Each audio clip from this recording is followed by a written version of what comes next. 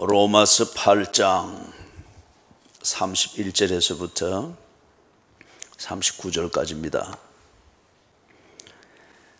그런즉 이 일에 대하여 우리가 무슨 말하리요? 만일 하나님이 우리를 위하시면 누가 우리를 대적하리요?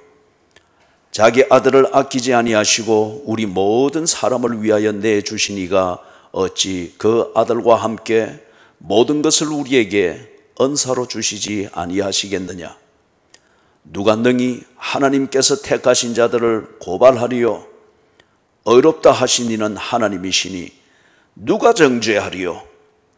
죽으실 뿐 아니라 다시 살아나신 이는 그리스도 예수시니 그는 하나님 우편에 계신 자요 우리를 위하여 간구하시는 자시니라. 누가 우리를 그리스도의 사랑에서 끊으리요? 환난이나 곤고나 박해나 기근이나 적신이나 위험이나 칼이랴. 기록된 바 우리가 종일 주를 위하여 죽임을 당하게 되며 도살당한 양같이 여김을 받았나이다 함과 같으니라. 그러나 이 모든 일에 우리를 사랑하시는 이로 말미암아 우리가 넉넉히 이기느니라. 내가 확신하노니 사망이나 생명이나 천사들이나 권세자들이나 현재일이나 장래일이나 능력이나 높음이나 깊음이나 다른 어떤 피조물이라도 우리를 우리 주 그리스도 예수 안에 있는 하나님의 사랑에서 끊을 수 없으리라. 아멘.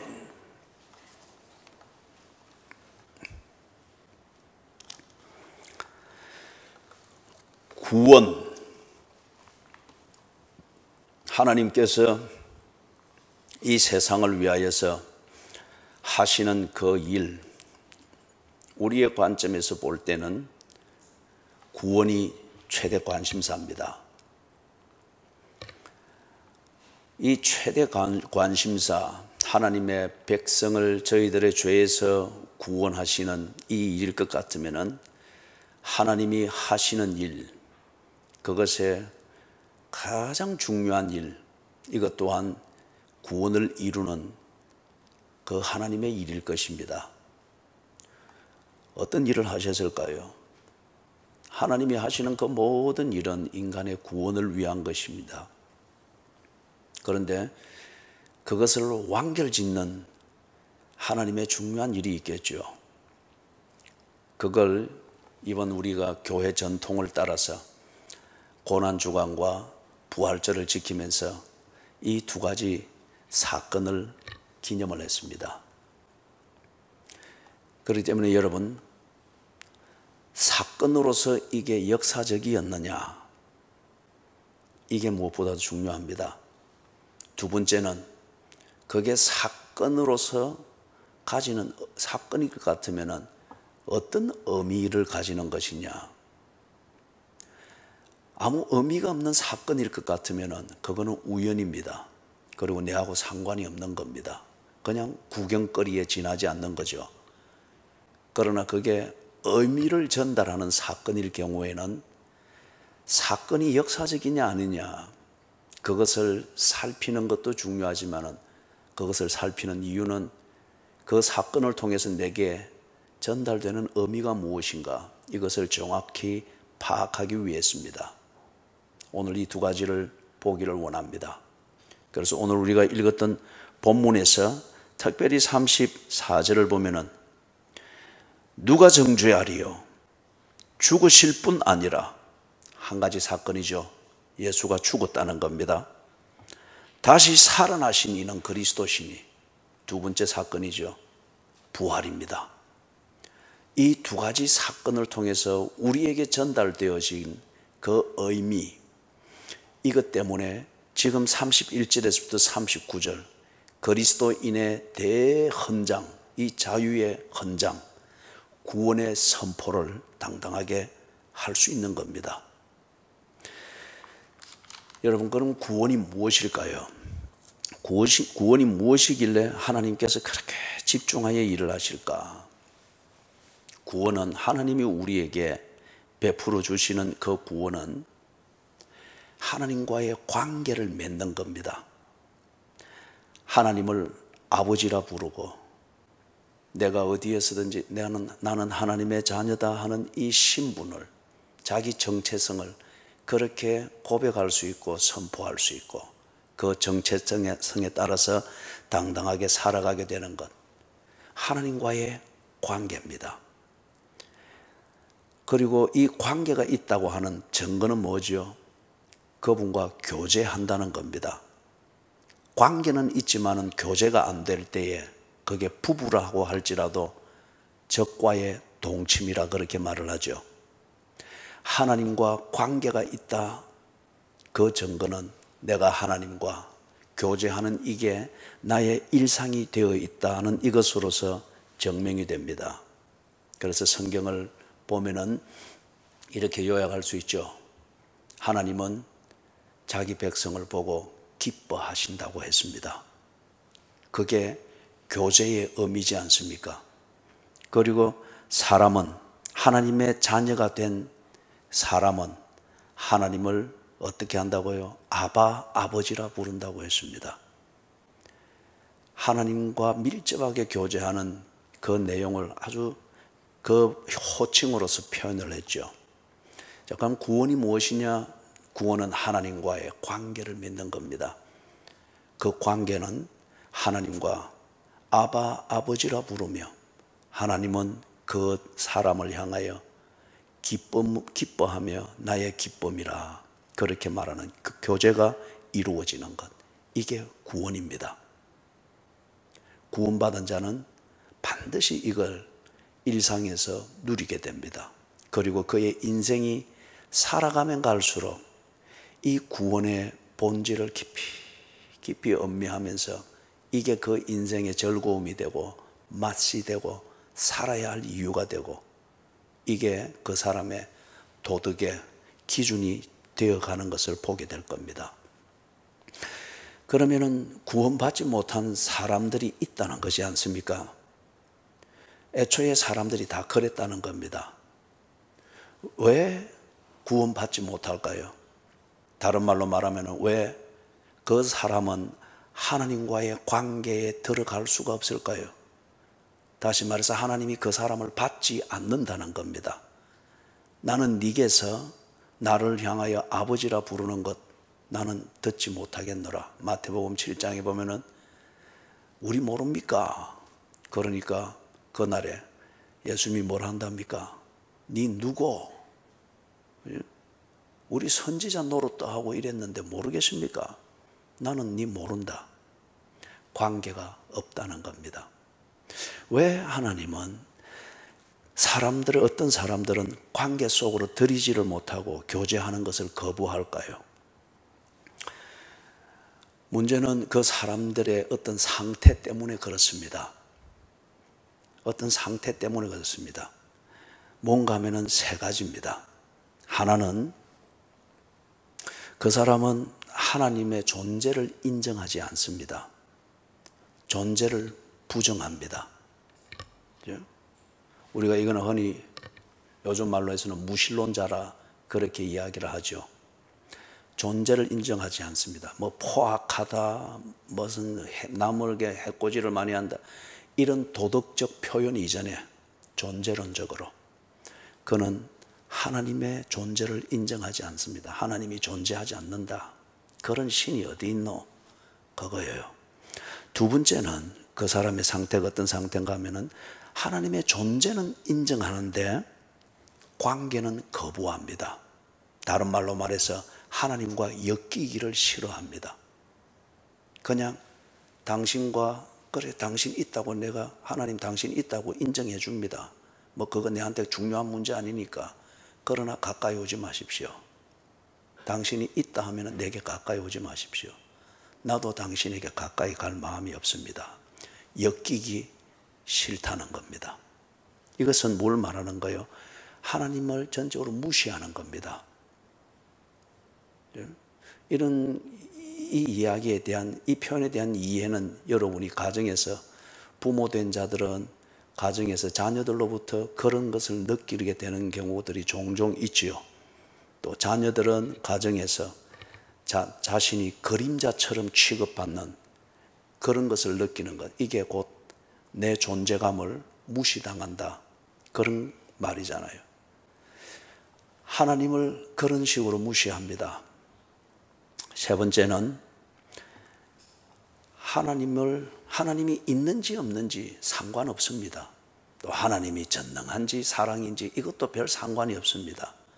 중요한 것은 내게 무언가 필요한 것이 있을 때 이 필요를 해결하는 수단으로서, 도구로서 그런 하나님이 있다면 그때그때 내가 적절하게 사용하겠다는 거예요.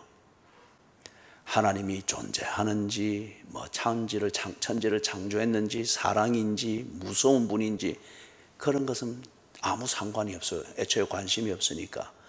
단지 살아가면서 내가 필요한 것이 있을 때 이 필요를 해결하기 위해서 어떤 사람은 도둑질하고 어떤 사람은 성실하게 더 많이 일을 하고 여러 수단을 쓰는 가운데에 이것도 저것도 안 될 때는 하나님이라고 하는 수단이 있다면 써보겠다는 겁니다. 이 경우는 하나님을 비인격적으로 취급하는 겁니다. 비인격적으로. 여러분, 그 비인격적이라고 하는 게 얼마나 모욕적인지 여러분도 겪어봐서 알고 있겠죠. 이틀 전에 그 병원을 갔습니다. 제가 늘 정기적으로 병원을 가는데, 그래서 가는데 몸무게를 재보라고 하는 거예요. 의사가 됐던 분이 몸무게를 재보십시오. 그런데 몸무게를 재보라 하고는 아무 안내도 없고 아무것도 없는 거예요. 그래서 밖에 있는 간호사가 있다가 제가 주섬주섬 나가니까 이쪽으로 지나가십시오, 그 말뿐인 거예요. 그것도 가려면 가야죠. 안 그러면은 거기서 좀 기분 상하게 만들면은 주사를 삐딱하게 꼽으면은 괜히 아프잖아요. 그죠? 그래서 가라는 대로 이렇게 가니까 한쪽 구석에 보니까 이제 키 재는 것, 체중 재는 것 같이 있는 그게 있는데 꼭 벽에 이삿짐 풀지 않고 벽에 붙여놓고 쟁겨놓은 것처럼 딱 그려놓은 거예요. 서니까 반은 서고 반은 벽에 부닥쳐가서 이거 웃잖아요. 몸 가누고 일이 있는데 뭐가 툭 내려와서 덜컥한 거예요. 그죠? 보통 내가 알고 있는 내 몸무게보다 더 많이 나왔어요. 나는 그 기계가 잘못됐다고 생각을 합니다. 그죠? 주섬주섬 챙기고 있는데 그래 됐다. 그리고는 나는 뭐가 일어나는지 모르는데 그 간호사는 떡 보고 몇입니다 하고 의사한테 이야기하는 거예요. 그냥 방에. 얼마나 이 인격적인 모욕감을 느끼는지. 꼭 이거는 가축 시장에서 가축 팔기 전에 몸무게 재고, 그죠? 몇 건 나가는지 재고, 그리고 이 관심 있는 그런 구매자들에게 몇 건 나가는데 가축은 그리 할 수 있어요. 그런데 사람은 그래 하면 안 되잖아요. 이게 이제 비인격적으로 대한다는 겁니다. 그래서 사람들이 하나님에 대하여서 하나님이 존재하지 않는다, 그분의 존재를 무시합니다.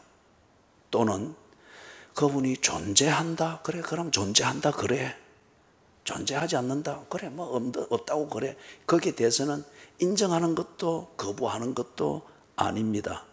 그러나 중요한 것은 하나님이 존재한다 할지라도 나는 그런 하나님과 엮이기 싫다는 거예요. 존재하든 어떻든 간에 나는 내가 누구에게도 엮이기 싫듯이 하나님과 엮이기 싫다. 관계를 맺는 이 자체를 거부합니다. 이거는 무시하는 거예요.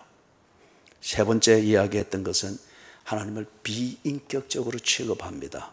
필요할 때 유용하게 보이면은 그 필요를 해결하는 수단으로 한번 써보겠다, 그런 정도로 언제나 예비 품목에다가 딱 적어놓는 그런 식이에요. 이런 세 가지 태도가 있게 될 때에 그 태도에서 어떤 행동이 나올 것인가 하는 것은 얼마든지 우리가 생각할 수 있습니다. 거짓말하는 것, 속이는 것, 간음하는 것, 도둑질하는 것, 뭐 속으로는 음흉하나 겉으로는 아주 선비처럼 가장하는 것, 위선을, 이런 행동은 그 다음에 문제니까 얼마든지 나올 수 있습니다.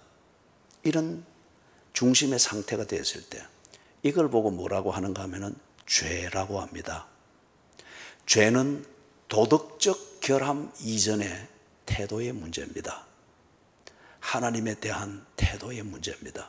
그 태도를 세 가지로 정리를 한 겁니다. 존재 자체를 무시한다. 그분과 엮이는 것을 원치 않는다. 세 번째는 비인격적으로 그냥 필요할 때 사용할 수 있는 수단으로 쓴다. 이게 죄입니다. 자, 그래서 하나님이 이 세상에 오셨습니다. 오신 이유는 이걸 딱 보여주기 위해서입니다. 보아라.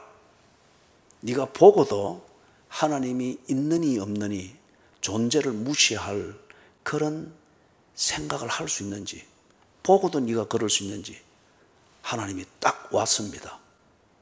그 다음에 딱 보여주고 경험하게 하는 것을 통해서 네가 이걸 보고 경험을 하면서도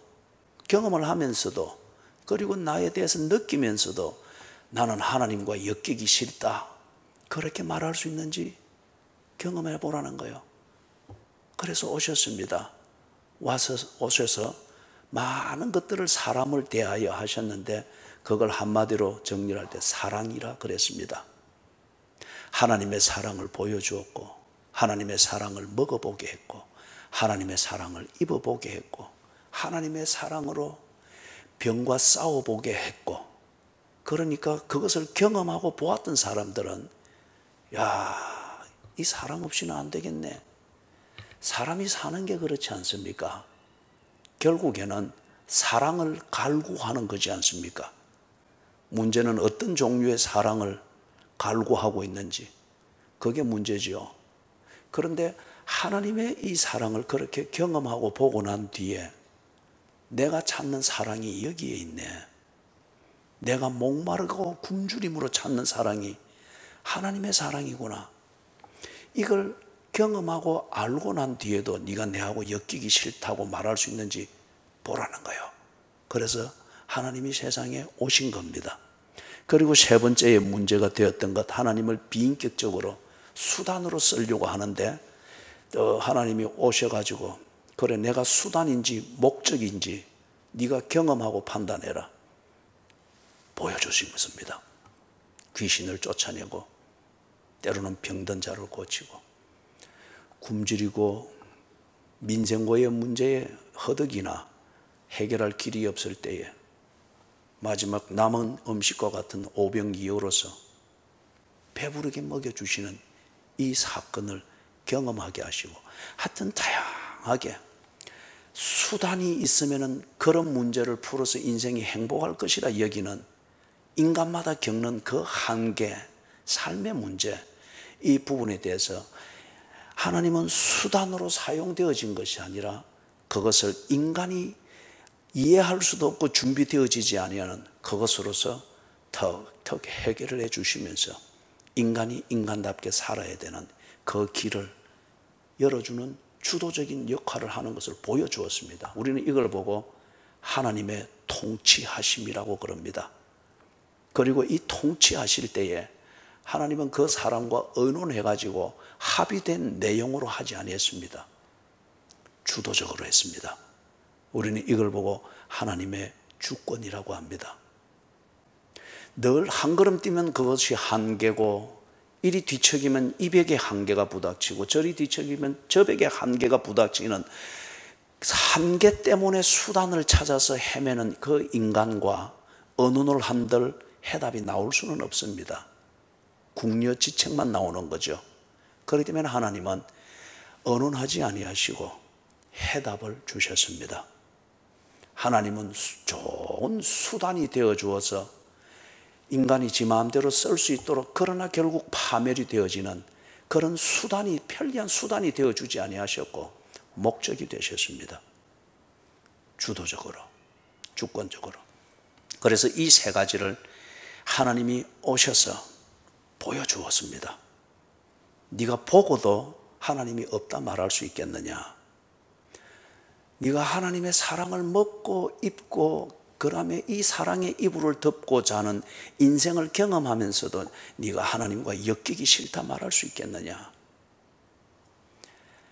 네하고 의논되지 않았다고 불퉁거리고 삐낄 문제가 아니라 나의 통치를 통해서 네 인생을 무덤처럼 몰고 갔던 그것이 전환이 되어져서 네가 드디어 사람답게 살게 되는 것. 그래서 네 스스로도 사는 맛을 알게 된 하나님의 통치, 이것을 네가 일상에서 경험하고 보고도 하나님이 비인격적이다, 네 주도권을 가지고서 하나님을 수단으로 쓸 수 있는 어떤 그런 종교로 네가 치부할 수 있겠느냐 보여주셨습니다.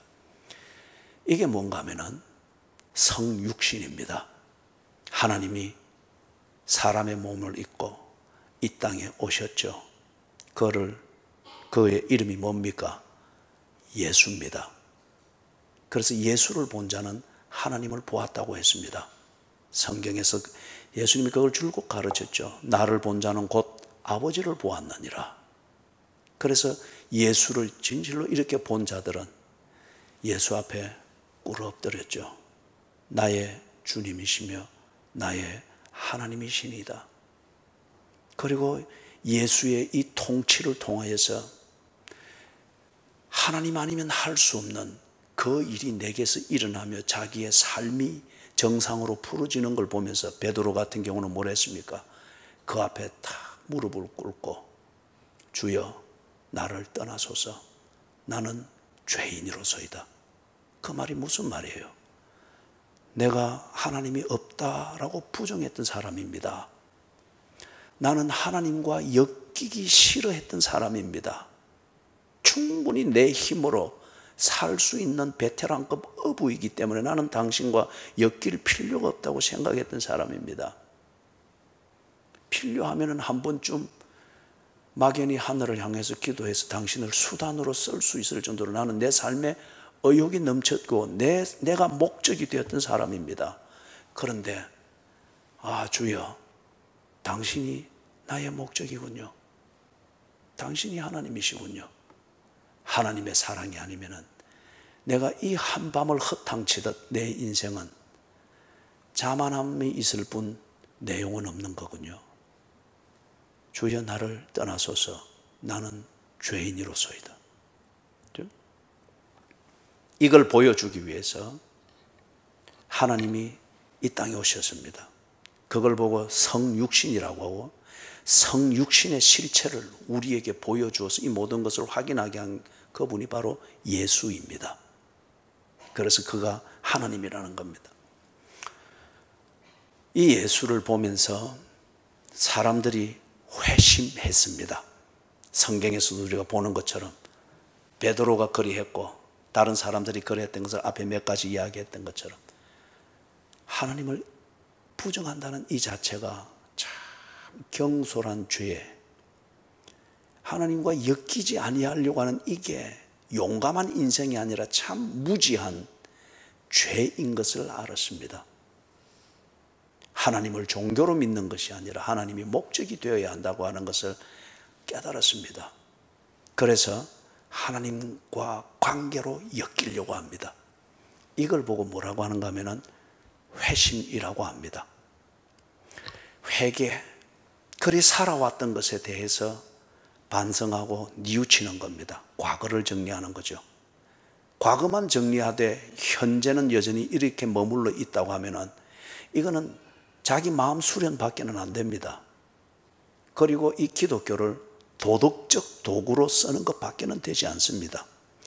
과거를 보기 좋게 정리한 뒤에 현재 더 흉악한 그러한 죄를 사람들의 신용을 얻고 그런 죄를 짓잖아요. 저 사람은 마음을 정리한 사람이다. 과거를 청산한 사람이다. 사람 바뀌었다. 이리 믿게 만들고 그리고는 더 흉악한 죄를 짓잖아요. 회개는 그런 것이 아니다는 거죠. 하나님을 보았습니다. 그래서 과거를 정리합니다. 그런 다음 현재를 방향을 틀어서 죄가 중심이 되는 그러한 삶을 청산하고 하나님과의 관계 속으로 들어가는 겁니다. 그게 현재의 삶의 방향이 정리된 거죠. 이걸 보고 우리는 회심이라고 합니다. 뉘우쳤고, 그리고 어떻게 살 건지 결심하고, 무엇에 머물러 살 것인지, 하나님과의 관계 안에 머물러 살 것을 결심하고 그 속으로 뚜벅뚜벅 끌어 들어가는 겁니다. 회심했다고 말합니다. 그러니까 사랑하는 여러분, 이 회심이 있게 될 때에 이 회심을 책임을 져야 됩니다. 좋은 소리로 불러놓고, 그런데 가보니까 아무것도 없는 거예요. 이사했다고 짜장면 먹으러 오라고 전교인 다 불렀는데 이제 조금 있으면 그 사건이 열리겠죠. 전교인이 다 갔단 말이에요. 그런데 라면 5개 끓여놓고 알아서 화목하게 나누어 자십시오. 그러면 이게 뭡니까? 또 요 말 해주니까 지금 또 당사자는 그러면 되겠네. 이게 또 거꾸로 들어가지고 회심을 하고 갔습니다. 하나님을 보고 먹어봤고 누려봤기 때문에 이 삶이구나, 이게 인생이구나 알고 하나님과의 관계 안으로 들어갑니다. 다 청산하고 들어갑니다. 떡가니 아무것도 없는 거예요. 그리고 떡가니까 네 알아서 해라. 그렇게 되는, 이거는 여러분이 사기치는 종교입니다. 이거는 도덕적 명분을 가지고서 자기 자신의 양심의 가책을 무마하면서 그 다음에 자기 알아서 살도록 하는 마음 수련, 그런 것밖에는 되지 않는 거예요. 예수님이 이 땅에 오신 하나님이고, 그래서 하나님을 보여주었고, 인간이 살아야 될 삶이 무엇이며 맺어야 될 관계가 무엇인가를 보여주었고, 그것 때문에 인간이 하나님이 어두했던 대로 다 하나님께로 돌아가는 것 같으면 이건 역시 하나님이 책임져야 됩니다. 하나님을 믿고 하나님께로 돌아섰는데 명분만 갖고 의욕을 가지고 알아서 살도록 하는 것, 이거는 도덕이고 종교밖에 안 되죠. 책임을 져야 됩니다. 예수님께서 이 회심을 책임을 지기 위해서, 즉 하나님께서 이 회심, 인간의 이 회심을 책임을 지기 위해서 많은 일들을 조치를 하는데, 그 중에 이 절정에 해당되어지는 것 또는 이 회심, 이것을 완결짓는 하나님의 책임지는 조치가 무엇인가?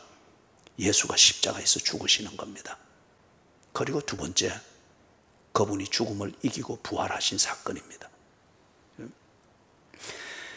예수님이 십자가에서 죽으셨다 하는 이 사건이 어떻게 해서 우리의 회심을 책임지는 것인가? 다른 말로 해서 예수님이 십자가에 죽으시는 이 일로 말미암아서 하나님과의 관계로 속으로 들어가야지 하는 나의 이 결단과 하나님과의 관계를 찾아 들어가는 내 삶의 전환, 이것이 실제적인 열매를 맺고 하나님은 나를 기뻐하고 나는 하나님을 아바, 아버지라 부를 수 있는 관계가 성립되는 조치가 되느냐? 먼저 예수님이 십자가에 죽으신 것은 사건입니다. 교훈이 아니고 사건입니다. 그리고 인간의 고민을 풀기 위해서 만들어 놓은 철학적 논리가 아닙니다. 이것은 사건입니다. 사건이며 팩트입니다. 사실입니다. 순환 예배 때에 이 부분에 대해서는 간단하게 정리를 했습니다. 그걸 한 문장으로 정리하면은 2000년 전에 팔레스타인에서 골고다라고 하는 그 지점에서 나사렛 예수로 알려져 있던 이분이 십자가에서 성경에 묘사된 대로 십자가에서 그렇게 죽었다고 하는 이 팩트에 대해서, 이 사실에 대해서 반대를 위한 반대가 아닌 다음에는 이것을 과학적으로 거부하고 반대하는 역사학자는 없습니다. 과학은 사실과 자료에 근거해서 증명을 하는 것입니다. 예수께서 십자가에서 죽으셨다. 이것은 역사적으로 확정할 수 있는 그러한 사건이라고 역사학자들, 그리고 과학적 마인드와 과학적 이 틀 안에서 그게 사실인가 허구인가, 지어낸 얘기인가, 사실을 기록한 그런 역사적 기록인가, 이것을 판단하는 과학적 마인드를 가지고 있는 이 역사학자들이 예수가 십자가에 죽은 것은 사건이었다라고 인정합니다. 그러나 그들이 그 예수가 성경에서 의미를 말하고 있듯이 그가 하나님이다, 구원을 위해서 죽었다, 그것에 동의하는 것은 자기의 믿음대로 다 각각입니다. 중요한 것은 예수가 십자가에서 죽었다는 것은 사건입니다. 이루어진 사건입니다. 자, 그러면은 사건이 일어나는 데는 이유가 있습니다. 어떤 이유 때문에 예수님이 십자가에서 죽었을까요? 그 의미는 먼저 간단하게 정리를 하면 이렇습니다. 예수님께서 자기 백성들의 죄는 반드시 죄과를 만들죠. 이 죄과에 대하여서 형벌을 내리는 겁니다. 이 상태, 앞에서 말했던 하나님에 대한 그 삐딱한 상태 때문에 그들의 삶이 만들어졌죠. 이 삶은 다 결과물을 만들었습니다. 그리고 이 결과물은 우리 법정 용어로 말하면 하나님 나라에 대해서 전부 다 손해를 끼친 거예요. 그렇기 때문에 그들이 하나님과의 관계가 회복이 될 때에 이 죄과에 대해서 정리가 되어야 됩니다. 예수님께서 십자가에서 죽으신 사건은 이 의미를 위해서 죽었다고 합니다. 회심하여 하나님과의 관계로 들어가야지. 그럴 때에 이 죄과를 지고는 갈 수 없으니 예수님께서 그래, 그 죄과에 대한 형벌은 내가 처리하마. 그 죄과를 위하여서 죄의 값을 치르는 그 내용으로서 예수님이 당신의 몸을, 당신의 목숨을 십자가에서 내어주었다는 겁니다. 이걸 좀 어려운 표현으로 대속적 죽음이었다. 하나님과의 관계 속으로 들어가야 될 한 죄인의 죄의 값을 예수님이 대신 치루어 주고, 그리고 이 사람은 거기에 대해서 혐의를 벗고 하나님과의 관계로 받아들여진다. 그게 십자가의 죽음이었습니다. 조금 더 부연해서 설명하면 이렇습니다. 사탄이 언제나 이 하나님과 사람 사이를 이간시킵니다. 그래서 이간을 이래 하다가 나중에 안 될 때는 어떻게 합니까? 고발을 하는 거죠. 딱 하나님 옆에 서가지고 저거 안 됩니다. 저거. 그 하나님이 물으면 왜 안 되는데? 하나님의 존재를 부정했습니다. 하나님을 얼마나 무시했는지 모릅니까? 하나님과 절대 엮이지 아니하려고 얼마나 무시했는지 모릅니까? 그리고 또 저게 하나님을 수단으로 취급했습니다. 지 필요할 때 써먹을 수단으로 취급하고 이랬는데 하나님 그거 모릅니까? 존재를 무시했습니다. 하나님과 절대 엮이지 아니하려고, 절대 하나님을 엮이지 않고 무시했습니다. 하나님을 수단으로 쓰려고 참 모욕적으로 했던 그 사람입니다.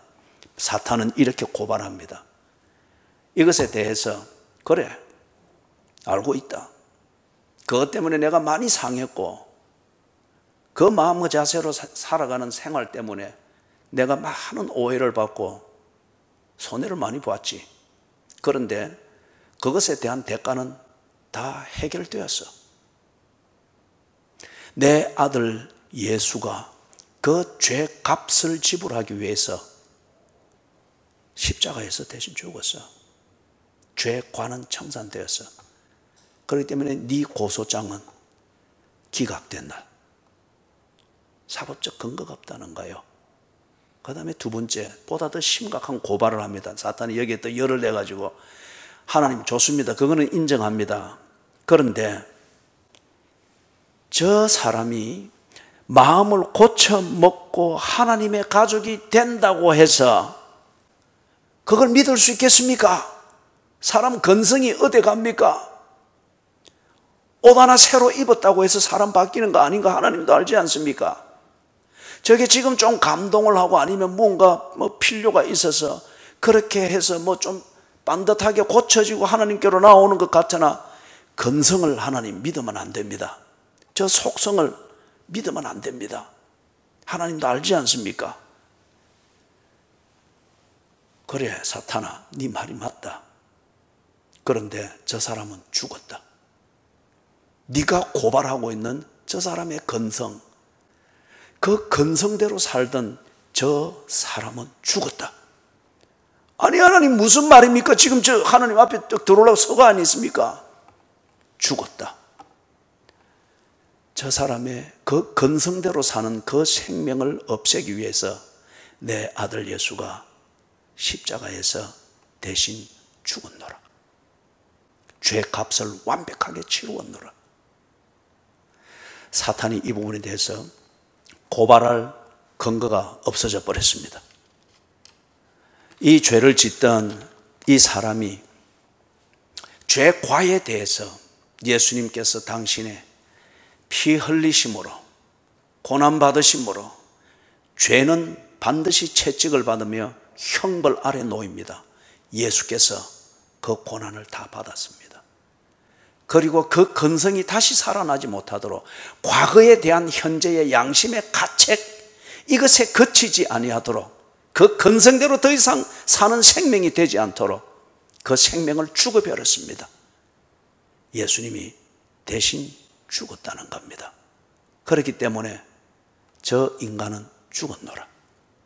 지 근성대로 살던 저 인간은 죽었노라.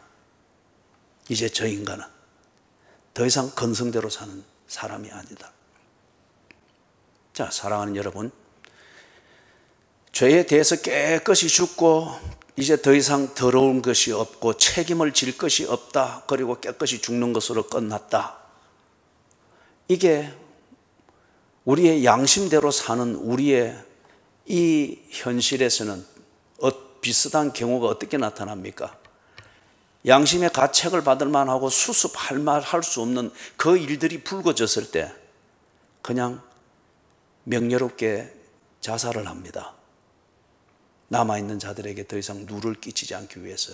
그 잘못이 없어진 건 아닙니다. 그러나 그 목숨을 끊어버리죠. 예수님께서 죄 값을 지불하기 위해서 사법적 근거를 다 없애기 위해서 예수님이 대신 죽으셨다. 위대한 일입니다. 감동할 만한 일입니다. 그러나 죽고 모든 과거가 깨끗이 정리되었다. 더 이상 책임을 물을 일이 없다. 이것으로 구원이 완결인 것 같으면 so what? 폼 잡고 죽 잡고 사는 게 아니지 않습니까? 이리 되면은 하나님의 구원은 돌을 닦고 있는, 미루나무 아래서 돌을 닦고 있는 석가모니든지 아니면은 니체의 자라투스트라든지 별반 다를 바가 없습니다. 그런데 예수님께서 다 죽고 난 뒤에 부활하셨습니다. 죄에 대하여, 그리고 죄과에 대하여, 죄 값을 지불해야 될 책임에 대하여서 깨끗이 정리하고 난 뒤에 이제는 그 근성대로 사는 생명이 아닌 새 생명, 죄과로부터 자유케 되어진 그 새 생명으로 살 수 있는 그 새 생명으로 예수께서 일어났다는 겁니다. 이게 지금 부활입니다. 예수께서 부활하셨습니다. 자, 이건 역시 예수의 부활, 이게 정말 일어난 사건인가? 이것에 대해서 논란이 대단히 많습니다. 십자가가 정말 일어난 사건인가? 이것에 대한 논란보다도 예수가 부활했다는 이 성경의 기록에 대하여서 이게 정말 사실인가? 이것은 더 심각한 논란을 가지고 있고 많은 사람들이 이 부분에 대해서 그냥 등을 돌립니다. 너무 신비하기 때문에, 너무 불가사의한 일이기 때문에, 과학적 틀 안에서는 이것은 일어날 수 없는 일이기 때문에, 십자가에서 죄인이 죽는 것은 과학적 틀 안에서 일어날 수 있는 일입니다. 도덕적으로 그것은 상상하기 어려운 그러한 명분 있는 죽음이기 때문에 혹하는 것이지만, 그러나 부활이라고 하는 이것은 물리학적 원리가 지배하고 있는 이 과학적 세계 안에서는 상상할 수 없는 일이거든요. 그렇기 때문에 이 선입관을 가지고 애초에 이 부활을 사건으로 생각하지 아니하고 예수를 믿는 사람들 중에도 많은 사람들이 이 부활을 상징적인 어떤 그러한 얘기로 들으면서 교훈으로 삼으려고 합니다. 그래서 뭐 정신적 부활, 슈바이츠도 부활을 그렇게 이해를 했죠. 부활이 정말 사건인가? 이 부분에 대해서는 여러분들이 마태복음, 마가복음, 누가복음, 요한복음 마지막 부분들을 읽으면은 부활의 사건이 일어나는 현장에 대한 보고가 쭉 있습니다. 그리고 이것으로부터 좀 더 한 20, 30년 지난 뒤에 바울이라고 하는 사람이 그리스에 있는 고린도라는 이 도시에 세워진 교인들에게 편지하는 중에 부활에 대해서 쫙 설명을 합니다. 부활 사건이 일어난 현장의 자료들과 정언을 토대로 하여 가지고 예수의 부활이 사건이었다고 하는 것을 설명을 합니다. 고린도전서 15장을 읽으시면 됩니다. 고린도전서 15장을 읽으시면은 사건으로서의 부활을 증명하는 자료들을 거기에서 설명을 하고 그 다음에 그것에 근거해서 이것이 어떤 의미를 가지는가, 부활에 대한 성경의 증언들이 팩트, 사실이라고 하는 것을 논증을 하는 탁월한 내용입니다. 고린도전서 15장에서 여러분이 그걸 볼 수가 있습니다. 자, 그런데 이걸 간단하게 종합하면 이렇습니다. 부활이 사건인가? 부활한 예수님을 목격한 사람이 있습니다. 한 사람이 아니고 500여 형제가 됩니다. 그리고 이 예수님이 부활한 사건은 당시에 예수를 죽였던 당국자들이 알았고 보았고 소문을 들었습니다. 그리고 예수가 부활했던 그 현장이 예수를 죽였던 자들도 보았고 예수를 기다리던 자들도 보았습니다. 그리고 이 모든 것을 있는 그대로 성경에서 마태도 기록했고 마가도 기록했고 누가도 기록했고 요한도 기록했고 바울도 기록했고 다양한 사람들이 기록을 했습니다. 예수를 보면서도 예수를 죽이려고 했던 사람들인데, 그리고 그들이 당시 사법적 권력을 가지고 있었고 행정을 주도하는 이러한 레지먼트, 이 집행권을 가지고 있었습니다. 어떻게든지 예수를 없애려고 했던 사람들이, 이 사람들이 예수에 대한 소문을 오죽 검열했겠습니까? 그리고 얼마든지 차단을 하려고 했겠습니까? 그런데 이런 기록물들이 나돈단 말이에요. 그럴 때에 이게 거짓이었던 것 같으면 이 기록물이 살아남을 수 있었겠어요? 없앨 수가 없었습니다. 왜냐하면 그러기에는 한두 명이 보았거나 어느 한 지역에 있는 사람들이 본 것이 아니고 너무 많은 사람들이 보았고, 갈릴리 지역에 있는 사람들, 유대에 있는 사람들, 심지어는 사마리아에 있는 사람들까지 들어서 알고 있고 보기도 했습니다.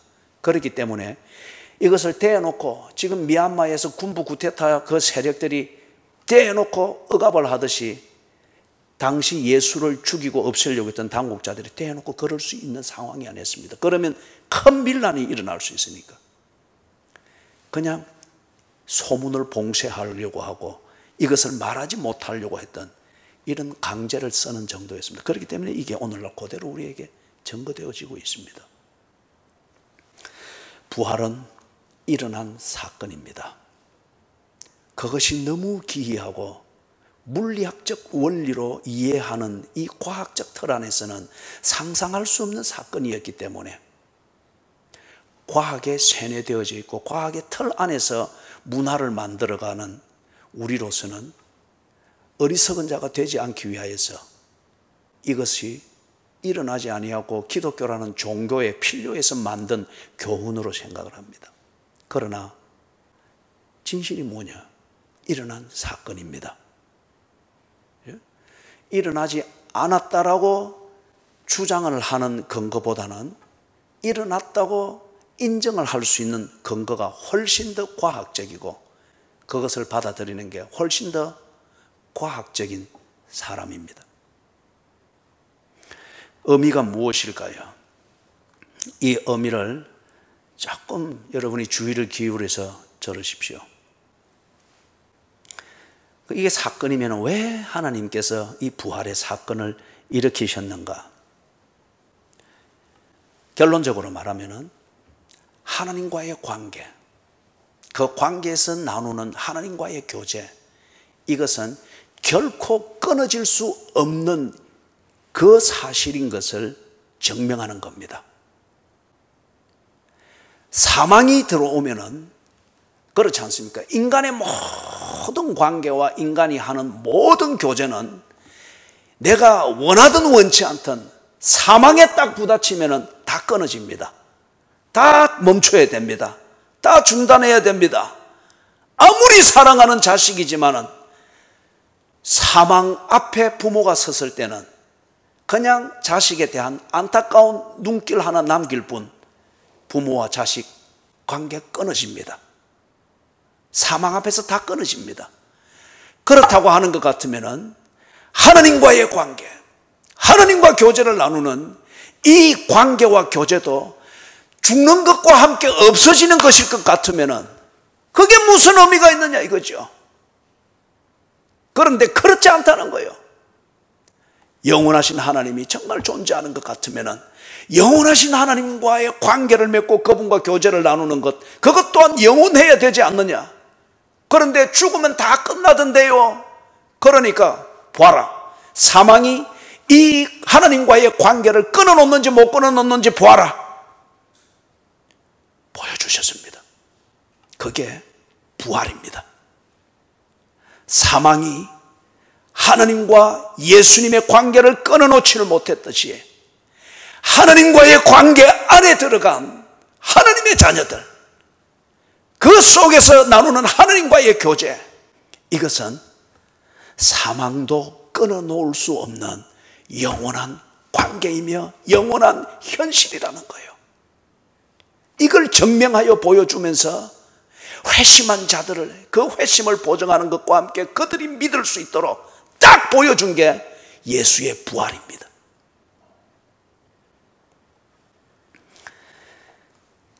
사망은 모든 것을 끊어놓죠. 좌절시킵니다. 알아서 포기하게 만드는 게 사망입니다. 내가 지금 죽는 현장이 아니더라도 사망을 느끼기만 해도 사람들은 뜻을 접습니다.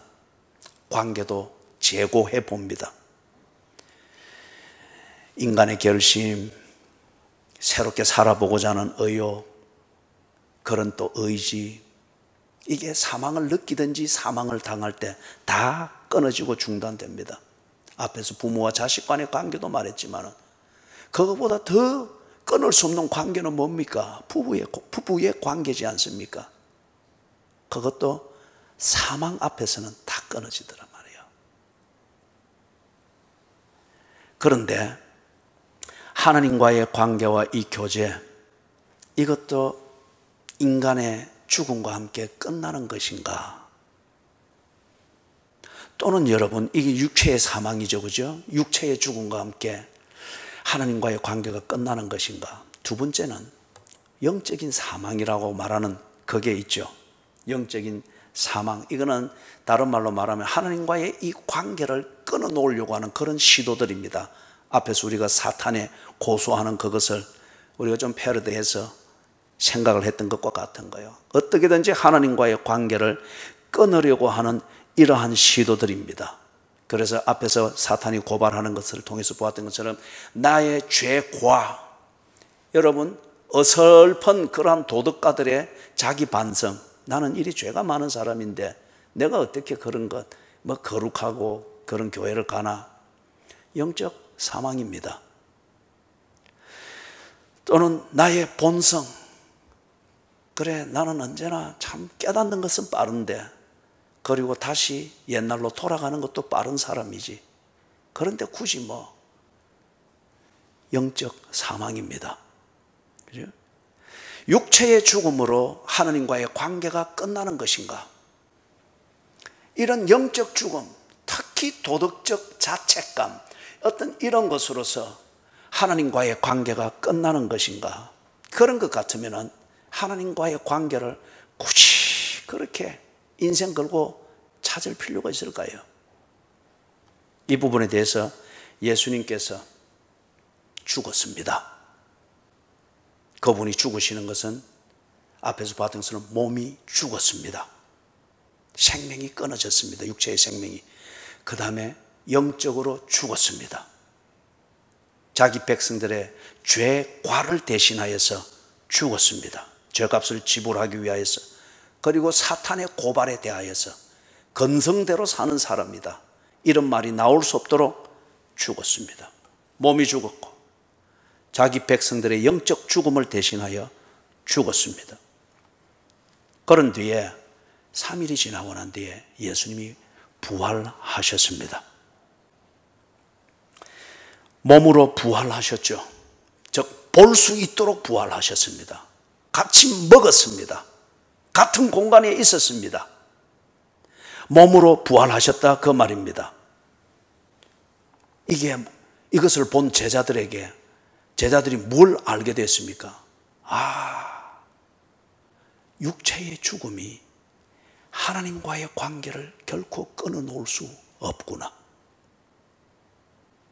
육체의 죽음, 이것 앞에서 하나님과의 관계, 부모 자식 간의 관계를 아쉽지만 포기하듯이 그렇게 포기할 이유가 없는 것이구나. 사망이 하나님과의 관계를 끊을 수 없구나. 그 다음에 두 번째, 죄의 권능. 하나님에 대한 삐딱한 근성, 그리고 그 근성대로 살았던 것에 대한 결과물, 죄과라고 하는 것, 이걸 죄의 권능이라고 그렇게 표현을 했습니다. 고린도전서 15장 55절에서 죄의 권능, 이 죄의 권능이 하나님과의 관계를 결코 끊을 수가 없구나. 예수께서 그것 대신하여 죽었는데, 죄값으로 죽었는데, 그걸 딱 청산하고 그분이 죄 없는 몸으로 일어났단 말이에요. 죄를 청산하신 몸으로 일어났단 말이에요. 근성대로 사는 사람을 대신하여 죽으시고 그 근성대로 다시는 살 수 없는 새 생명으로 일어나셨단 말이에요. 죄의 권능이 나와 하나님과의 관계를 더 이상 끊을 수가 없구나. 그리고 나의 죄의 근성에 매여 사는 나의 이 옛 사람의 이 근성이 더 이상 하나님과 나와의 관계를 끊을 수 없는 것이구나. 사망이 육체의 사망이든 영적 사망이든 죄가 지배함으로 말미암는 이 사망이든 어떤 사망이든 하나님과 나와의 관계는 끊을 수 없는 것, 영원한 것이구나. 예수님이 부활한 사건은 그 의미를 가집니다. 이것을 증명하는 엄청난 사건이었다는 거예요. 사랑하는 여러분, 부활은 한 번 더 환생해서 한 번 더 사는 것, 이 기회를 얻는 것, 그게 아닙니다. 여러분 생각을 해보십시오. 영원히 산다고, 지금 이 상태로 영원히 산다고 치십시다. 뭐 하면서 살 거예요? 영원토록 고스톱 칠 겁니까? 아니면 영원토록 미스터 트롯 볼 겁니까? 아니면 영원토록 이사하고 정교인 불러서 짜장면 대접하고, 그것도 한두 번은 재미있겠지만은, 그죠? 우리 지금 최 주사님 가정은 이사하고 난 뒤에 지금 이골이 나가지고 다음 이사할 때까지 짐 안 푼답니다. 원하는 집으로 갔는데 재미가 없는 거예요, 이사짐 푸는 게. 부활이 단지 우리가 환생해가지고 영원히 사는 것이다. 저는 하나님께 간절히 부탁드리겠어요. 하나님, 제게는 그러지 마십시오. 하룻밤 자는 것도 참 힘든 때가 있습니다, 하나님. 그러니 그런 삶은 제게 주지 마십시오. 부활은 환생에서 영원히 사는 거기에 방점이 있는 것이 아니고 부활은 하나님과 나와의 관계. 하나님이 나를 기뻐하시며 내가 하나님을 아바, 아버지라 부르며 당신의 기쁨이 내 안에, 나의 기쁨이 당신 안에 있는 그것. 그 관계와 교제가 영원히 이어지게 하는 것. 그것은 어떤 것으로도 끊을 수 없고 끊어지지 않는 것임을, 그것을 보증하고 그것을 보장하는 것이 부활입니다. 예수님이 부활할 때에 그분이 이 세상에 올 때는 우리와 같은 몸이었습니다. 피곤하면 주무시고 그랬죠. 그런데 3일 뒤에 부활하고 난 뒤에는 분명히 그분이 물리학적 원리가 지배하고 중력 법칙이 지배하는 이 지구상에 딱 맞는 그 몸으로 지냈으나, 그러나 때로는 이 중력 법칙을 초월하는 그런 몸이었습니다. 여기 있었는데 어느새 저기에 계시고 공간이 다 막혔는데 그분이 쑥 그냥 이 자리에 들어와 계시고, 그리고 마지막 부활한 뒤 40일이 지난 뒤에는 그냥 그 몸 그대로 산소통도 안 달고 그 몸 그대로 쭉 들려서 사라졌습니다. 그 광경이 갈릴리에서 됐단 말이에요. 거기서 사람들이 예루살렘 근교에서 됐습니까? 사도행전 1장 8절에 보면 쭉 나오죠. 사람들이 거기서 그걸 쭉 보고 있었습니다. 한두 명이 아니고 500여 형제가 보고 있었던 거예요. 또 너무 기이한 사건이니까 할 말을 읽고 보고 있을 때 그 몸을 가진 예수님은 쑥 사라지시고 나중에 구름이 가려서 보이지 않았댔죠. 천사들이 나타나, 2명이 나타나서 갈릴리 사람들아, 왜 서서 하늘을 쳐다보느냐? 너희 가운데 올리우신 이 예수는 다시 오실 것이라. 지금 제가 재림을 말하고자 하는 것이 아니고 그런 몸이었습니다. 지금 예수님이 죽기 전에 그 몸의 본질이 같으면 그렇게 될 수가 없습니다. 부활하신 몸은 그렇게 되었습니다.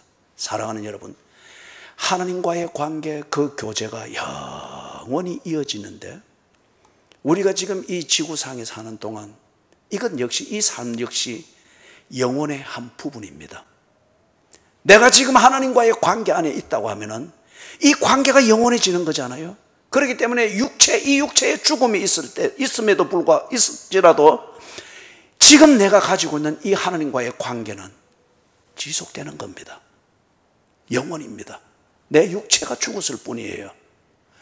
어느 날인가 내가 몸을 입고 일어나야 될 때가 있을 겁니다. 하나님과의 이 관계, 이 교제를 영원히 유지하기 위해서. 그때 어떤 몸으로 일어나는가? 예수께서 부활하신 바로 그 몸으로 일어나는 거예요. 바로 그 몸으로. 그게 몸의 부활입니다. 단순한 환생이 아니고 하나님과의 관계를 영원히 누리고 이어가는 그 부활. 때로 몸이 필요할 때가 있습니다. 그때 그 몸은 이 몸이 아니고 화장하여 없어지는 그 몸이 아니고 예수님의 그 몸, 부활하여 보여주었던 바로 그 몸. 그죠? 시간에 제한받지 않고 공간에 제한받지 않고 그리고 중력 법칙에 제한받지 않고 이 세상의 과학적 틀에 제한되어지는 그런 몸이 아닌 하나님과의 관계, 영원한 이 교제에 적합한 몸, 그 몸으로 일어난다. 지어낸 얘기가 아니고 예수님이 부활하여 보여주었습니다. 한 번 보고 그 다음 안 보이면 착각이다 환상이다 말할 것 싶으니까 40일 동안 보여주었습니다. 어느 한 특정한 공간에서 특정한 일만 모여서 강연하는 것으로 보여주었다면 착시현상으로 볼 수 있기 때문에 먹는 데서, 일하는 데서, 고민하는 데서, 좌절하여 낙향하는 데서, 예배하는 데서 고루고루 인간의 일상의 모든 영역에서 볼 수 있게 해 주셨습니다. 그 몸으로 일어나는 것이 몸의 부활입니다. 사랑하는 여러분, 말씀을 정리합니다. 구원이 무엇인가? 구원은 하나님의 자녀가 되어서 하나님을 아바, 아버지라 부르는 이 교제 관계가 되어지는 것, 이게 구원입니다. 이 구원을 완결하기 위하여서 하나님께서 두 가지 중요한 사건을 일으키셨습니다. 하나는 예수님이 십자가에 죽으셨습니다. 우리의 죄과와 죄의 근성대로 사는 이 생명을 죽여버린 겁니다. 그리고 새 생명으로, 하나님과의 관계 안에 맞도록 살 수 있는 새 생명으로 주시기 위하여 부활하여 일어나셨습니다. 그렇기 때문에 하나님과의 관계, 그리고 그분과 나누는 이 교제는 어떤 것도 끊을 수 없습니다. 누가 정죄하리요? 죽으실 뿐 아니라 다시 살아나신 이는 예수 그리스도시니 그는 하나님 우편에 앉아 계신 자요 우리를 위하여 간구하시는 자신이라. 내가 확신하노니 사망이나 생명이나 천사들이나 권세자들이나 현재일이나 장래일이나 높음이나 깊음이나 능력이나 다른 아무 피조물이라도 예수 그리스도 안에 있는 하나님의 사랑에서 우리를 끊을 수 없으리라. 아멘! 우리의 이 신앙은 종교적 도그마가 아니고 독단이 아니고 사건으로서 증명되어진 이 팩트에 근거해서 가지는 확신입니다. 이 부활의 메시지가 오늘 여러분들의 구원을 살피며 그리고 이 구원을 받는 결단을 하게 되는 계기가 되기를 주님의 이름으로 축원합니다.